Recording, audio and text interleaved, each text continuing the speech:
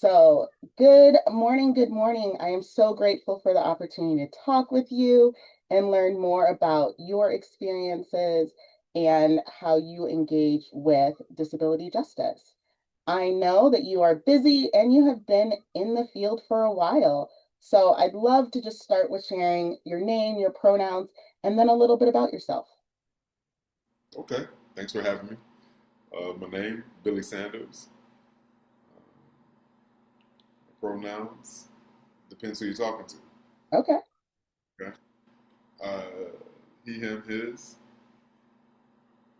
And if you're talking to my mom, she'd be like, "Mother."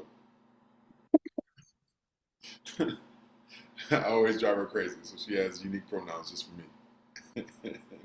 A little bit about myself. I don't know. I love equity. Hmm. So, and God gave me the fuel to always want to fight. So I try to Hmm. pair the two together and fight for equity. Right? Before I found the passion to fight for equity, I was just always fighting, which goes back to why Hmm. I always drove my mom crazy. But I've matured over time and learned how to infuse my gift and make it for the greater good. Right. Yeah, Can you tell me a little bit about your relationship with your mom? I know that was originally how you learned sign language. yeah. I mean, we, we grew up on the rough side of the mountain in the mean streets of St. Paul, Minnesota. Right. Um, she was a very wise woman who was genius. She was always creating a way to raise her children when there was no instruction manual. Uh, Mm-hmm. I just watched her ingenuity every day. I got like a front row seat at how she would just create ways to communicate, create ways to build bridges, create ways to build network and resource and community, all on her own, and teach Mm-hmm. people sign language along the way. Now, all of that said, she just happened to be deaf. Mm-hmm. And she happened to be gorgeous, like drop dead gorgeous. She's Creole from, she's from New Orleans. Okay. Yeah, so if you can only imagine. But she utilized all these attributes to create opportunities for her and her children. Mm-hmm. I took a lot of note of that. So to segue, my relationship became um, I always thought I was on the same level as her because she made me Mm-hmm. interpret as a child. Right. Right? So I felt I was grown because I was in the company of grown people every Yeah. day, Mm-hmm. interpreting what I thought was interpreting, right? Uh, Right. between hearing and deaf people, but being privy to all this adult content and then having to Mm-hmm. process it and make sense of it in order to make sense when I communicate what these grown folks are saying to my mom and vice versa. Right. Um, it was a little too mature for my immaturity, Right. right? So, Mm-hmm. um, our relationship became contentious at times Mm-hmm. because I forgot my place. Right. And if I think I'm grown, I'm a have some quick grown-ish, Right. I think it's grown-ish type of quips, and you know what I mean, and and then I'm a male, so Right. I want to puff my chest out, right, and then she got to inflate my ego, so that came to a halt at 14. Mm-hmm. I started living on my own.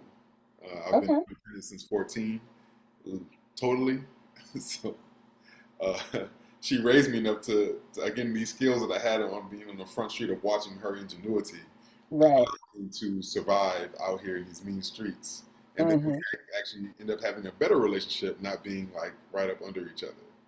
I get that. I Yeah. have an 18-year-old, so I totally hear you. There's a difference when you just get some space. Just a little space makes all the difference. You know what I'm saying? Like, yeah. But I mean, it's all up. You know what I mean? She lived with me for 3 years recently. She just recently, I moved her to greener pastures with my little sister in Mm-hmm. Phoenix. So she was with me up until last year, and now she's in a sunny place in Phoenix. So she's living her best Right. life. You know what I mean? Yeah. This year, our principles are globalism and loving engagement. We really felt like those two have to go together, and we have to think about globalism and how we're connecting with other people. When you hear the phrase loving engagement, what does it mean to you? And how does it show up in the spaces that you help create? Uh,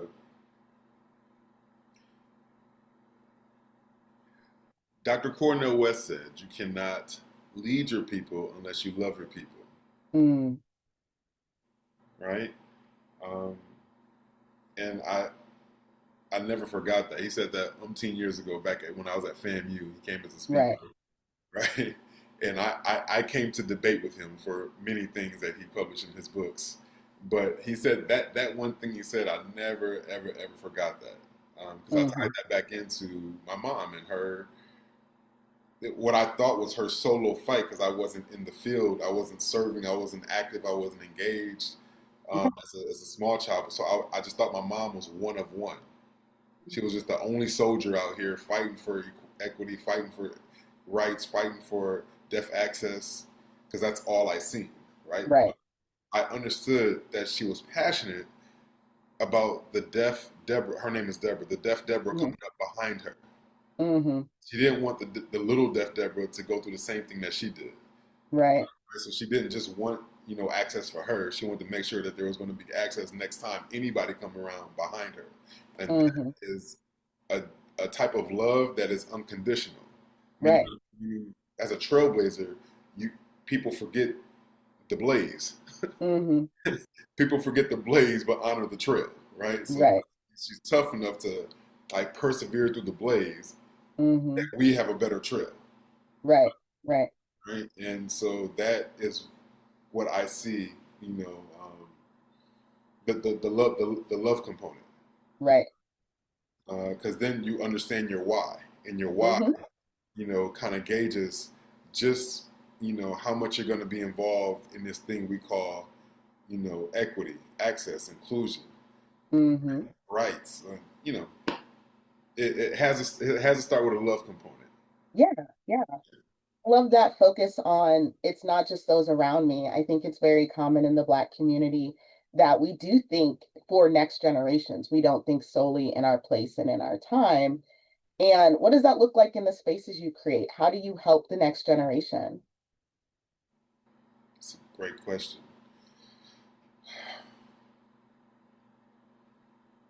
Listen, we pull as we climb, Mm-hmm. right?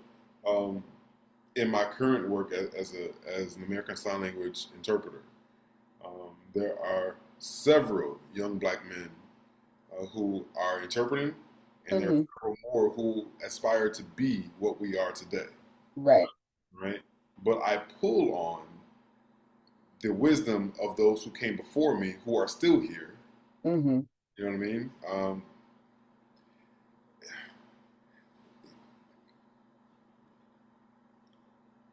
Back to my contentious relationship with my mom, I had a very smart mouth, right?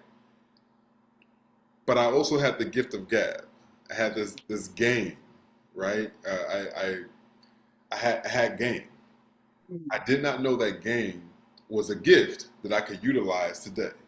Right. Right? So over time, that gift of game became a way of saying, hey, as a teenager, as a young man, I used that gift of game to get out of trouble and to get girls' numbers. Mm-hmm. Right? Today, I'm far more mature and have went through therapy and learned, that my gift can be used for things good and not to get good things out of bad situations. Right. Right. Right? So today, I understand the power of the pen. So as I Mm-hmm. write letters of recommendation to ensure that these young black men get access into universities they couldn't yesteryear, so that they can Right. be tomorrow's interpreters today, makes a difference.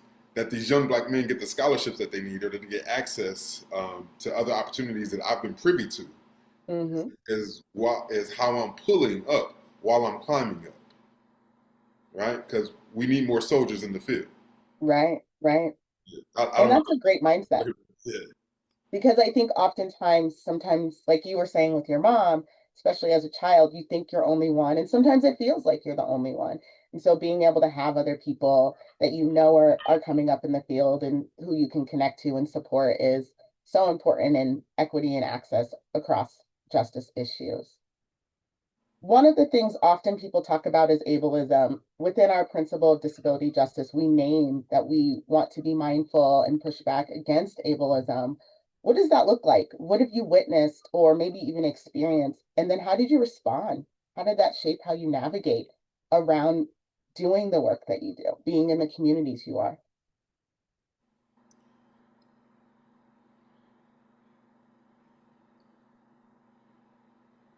It's hard to convince a fish that he's wet, Mm-hmm. right? Um, I didn't understand that I too am abled in so many ways. I would watch my mom fight for the rights for her disability, or I would Mm-hmm. experience the consequence of her inability to access things. Right. And because Mm-hmm. I'm so close to the fire, I didn't realize that I too am part of the community of those who think they're able, Mm-hmm. right? And I didn't understand my practice of ableism against my mom, Mm-hmm. right? Until I got popped. Mm-hmm. Until I got popped in the head. Meaning, she'll let me know about myself and what I need to do and what I'm responsible for. And this is all in Mm-hmm. sign language. But in my able-minded, narcissistic immaturity as a child, I would close my eyes. Right. Now I can't hear you. And then I would wake up after she knocked me out, you know what I mean? And then I would understand that I'm abusing my ableism. Yeah. I'm abusing it, right? But the me seeing it as abusing it didn't come till much later in life. Mm-hmm. You see what I'm saying? So like, Yeah. what I the things that I took advantage of and try to utilize to get out of trouble or to make more trouble, I didn't understand that I can make good trouble. Right? I can use my ableism to enable others. I Mm-hmm. can use my power to empower others. Mm-hmm. It took some time. It took some consequences to learn from. It took some Mm-hmm. courage to accept the things that I cannot change. Right. So um, I hope I'm not talking in circles, but I have to keep relaying it back to where it started. Yeah. So you understand, like today, I understand where I come from. Mm-hmm. I have to utilize again my power to empower others to understand that ableism should not have to have a negative connotation, Mm-hmm. right? So I don't.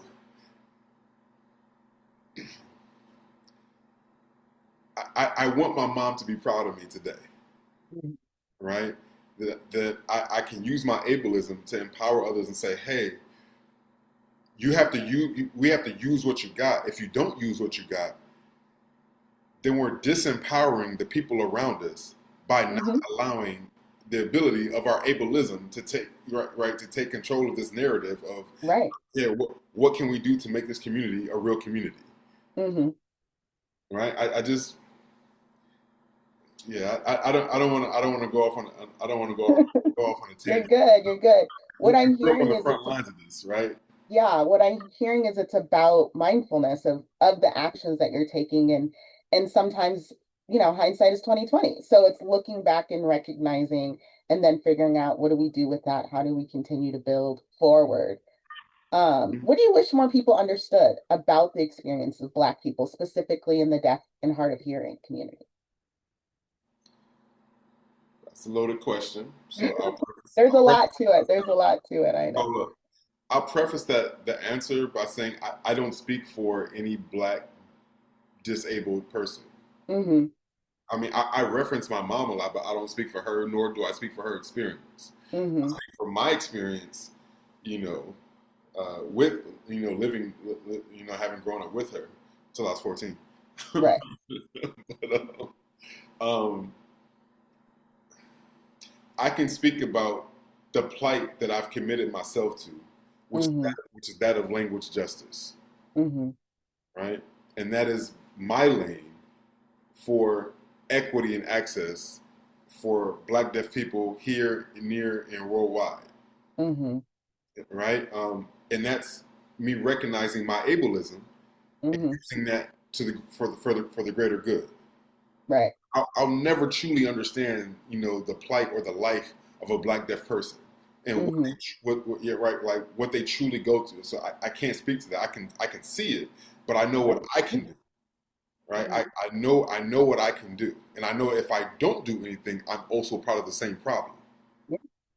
right? If I don't inspire other people who are like myself to utilize Mm-hmm. their gifts, right, to create a gift that keeps on giving, I'm now part of the problem. I Mm-hmm. don't want to go to sleep thinking that I didn't do enough today. Right. Yeah, I know you talked a little bit about that focus specifically on language access for the Black community.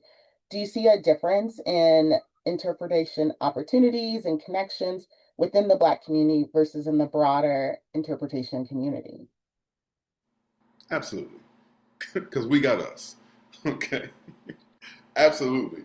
If I can touch base just on Black Lives Matter, Mm-hmm. I, Black Lives Matter does not get the credit it deserves, and I'll be the first to say this now.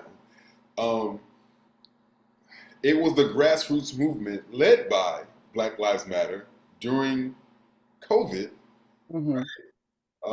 Now you can marry that with the George Floyd, protests or whatever. But when we all had to go virtual, Mm-hmm. Black Lives Matter was at the forefront of ensuring language justice for deaf advocates, for deaf Mm-hmm. freedom fighters, for deaf boots on the for Black deaf folks who had boots on the ground and were in this fight together. They provided equal access, not let them, but they ensured that there was a seat at the table.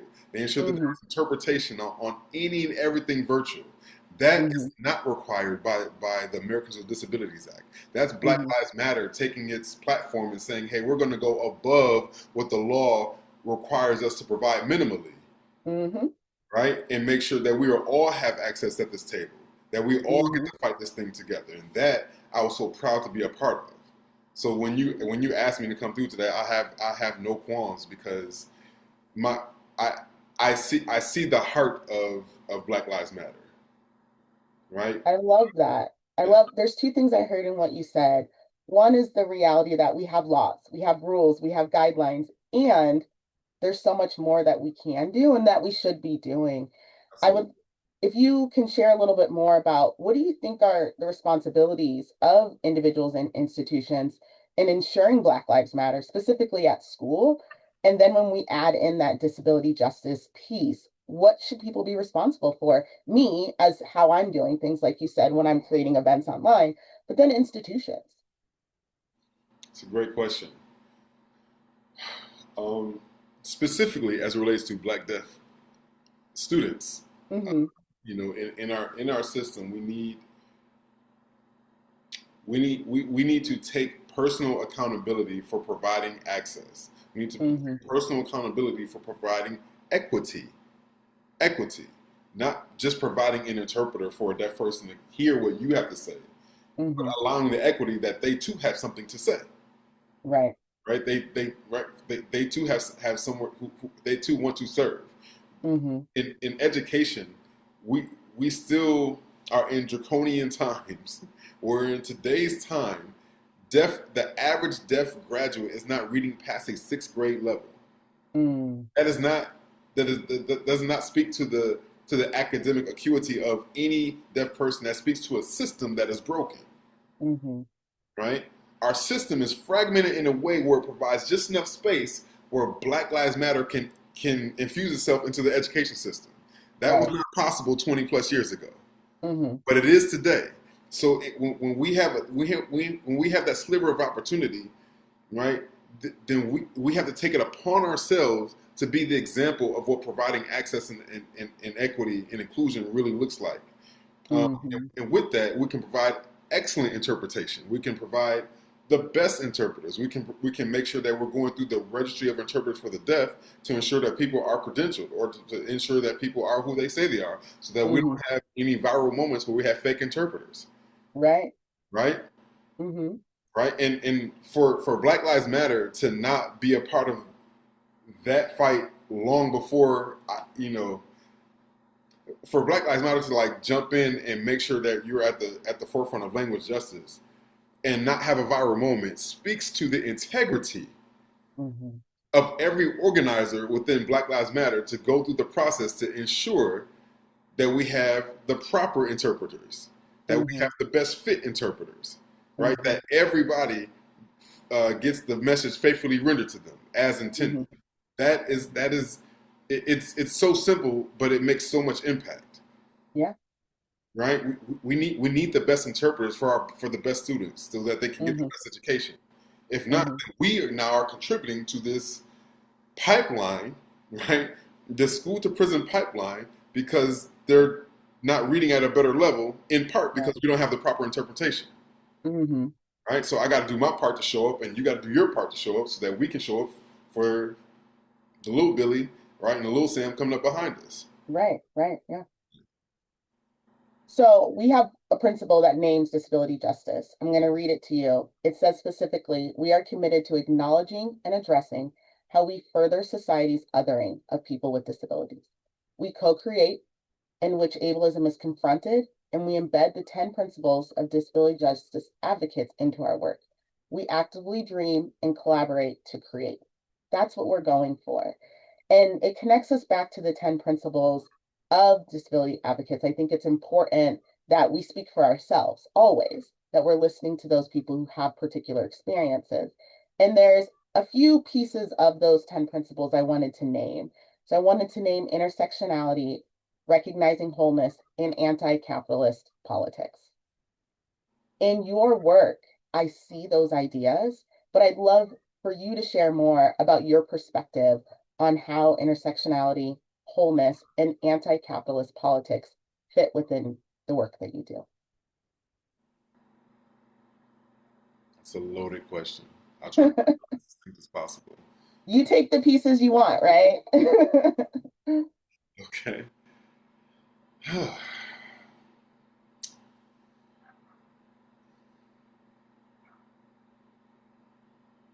You want me to break it down a little bit? Not at all. Not at all. Okay. As as a as a professional sign language interpreter, I am bound to faithfully render the message without bias. Mm-hmm. Faithfully render the message. That I not practice an ableism and rob the opportunity to discern, to understand, to engage from any deaf person receiving the message. Mm-hmm. With that said, if Black Lives Matter is outside of the White House, which Mm-hmm. happens often at Lafayette Park, the park right in front of the White House, right?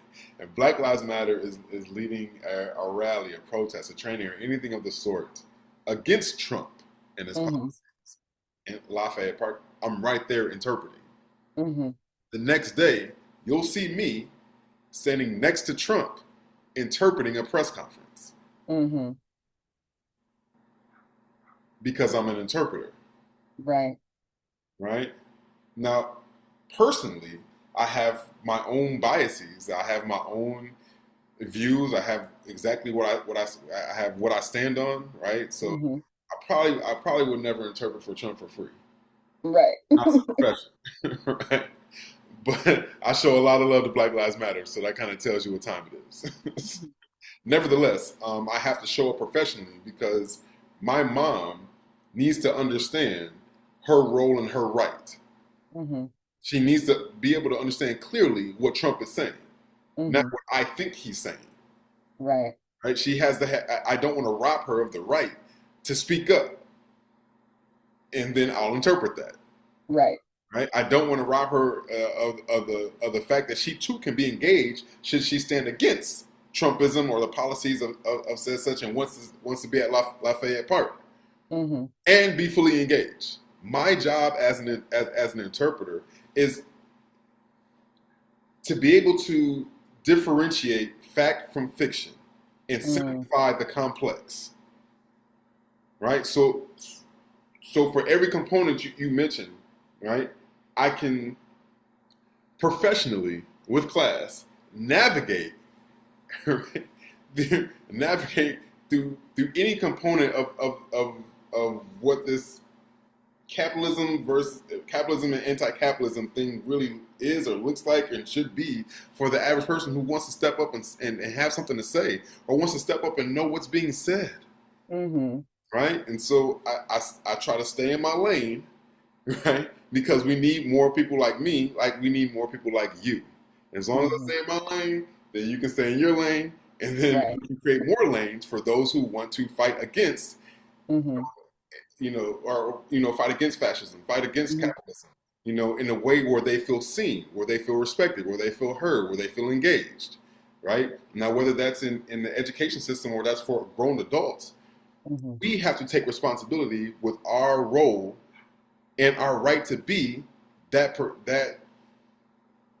fighter that we want to be Right. professionally, Right.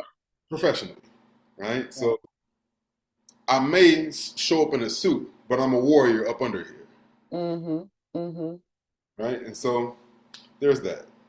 I love what I read about you and something I think your parents instilled in you that my parents instilled in me was that notion of professionalism and how we show up in a space. And that does not mean that we don't feel things. It does not mean that we don't push back, but there is a way that we present ourselves in the broader community that matters, especially in specific fields that we choose to be in where there aren't many of us. Right. I know for me, I do a lot of different work. I started my work in LGBTQ advocacy. I then moved into more reproductive justice. And that's where I do a lot more work now is in reproductive justice and disability justice, focusing more specifically on those with intellectual and developmental disabilities. That's where I do my reproductive justice work, among other communities that are targeted. And it was all goes together. We know that. We know that we can't just do it in separation. We have to do cross movement work. We have to think in a sustainable way. What do you think as individuals and as activists, as community members, we should keep in mind as we do this work in thinking about cross movement organizing and sustainability? That's a lot of syllables.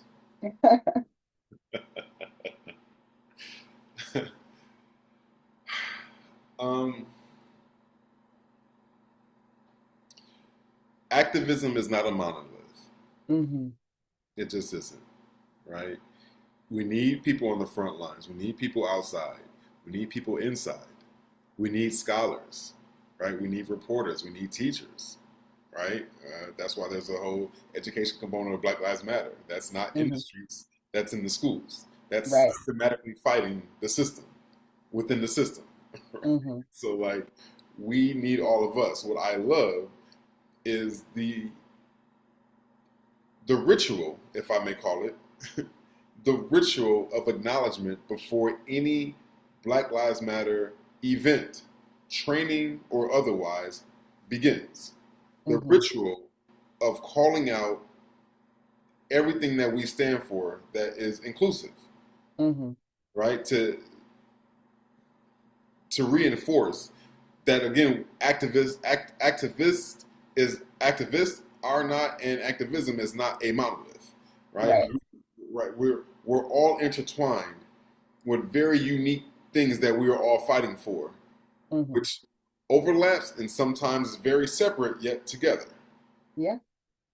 right? And with that, me having to stay abreast of each type of thing that we're fighting for Hmm. keeps me sharp in order to faithfully render the message as I interpret, right? Right. Because I don't want to go viral for misinterpreting something I have no knowledge of, Hmm. right? And now I've totally, I can't, we can't say face on our ass at the same time, right? So, Hmm. so I want to make sure that I align my intent for clarity, my intent for communication, right? My intent for um, one side to understand another side, Hmm.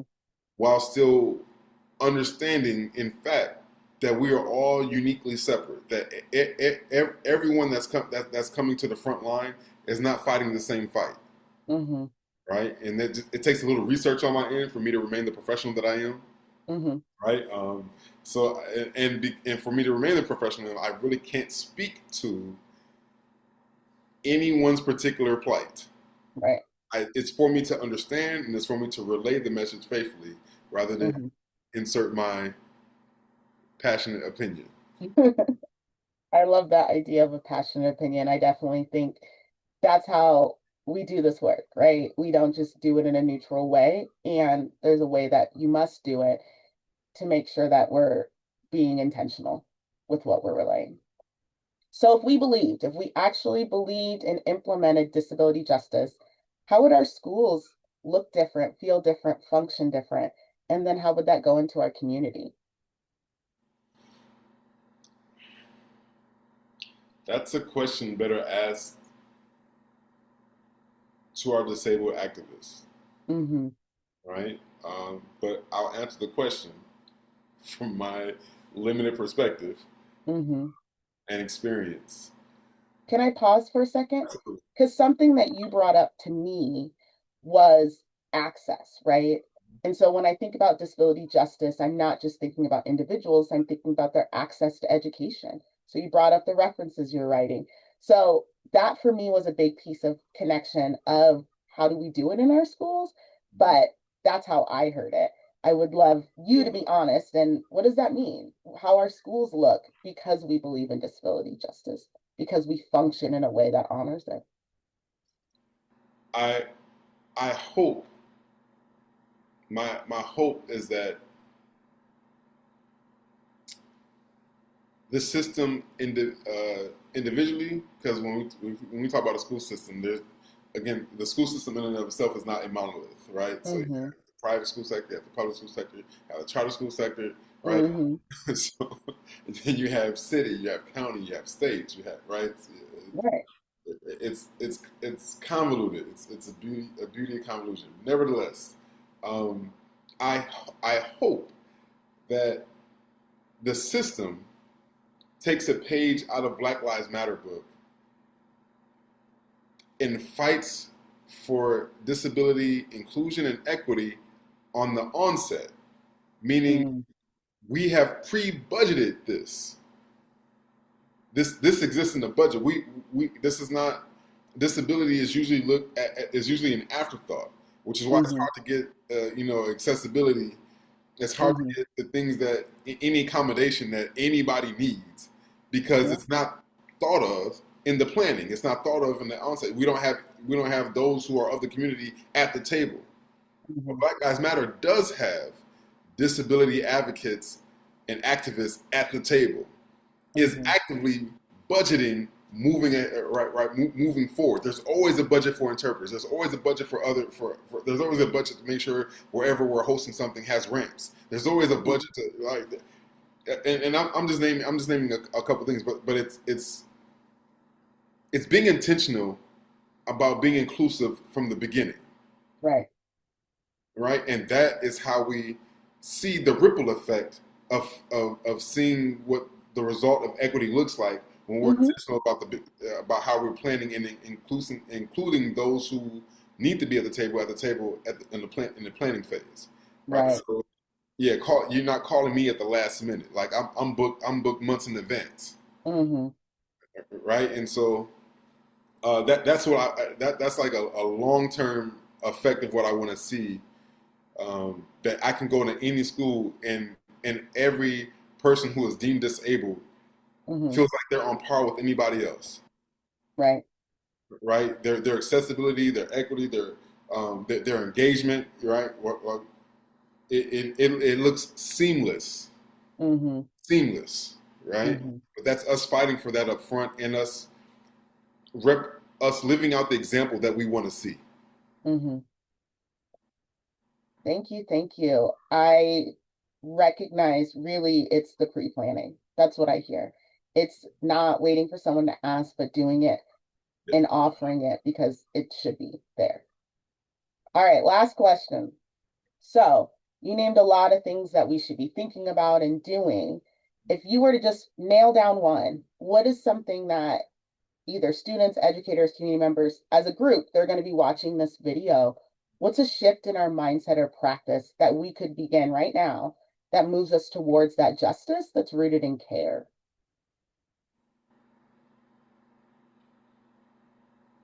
Hmm.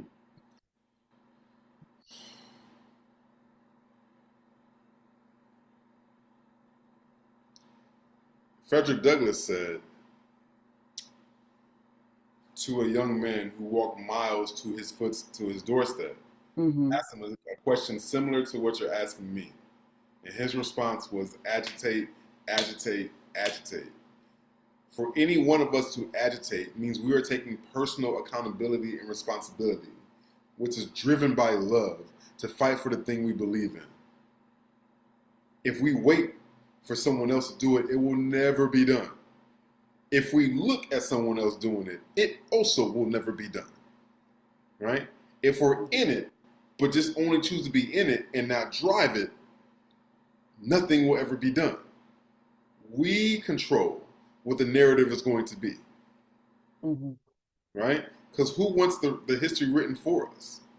We are living it, we are writing it, we are making it happen.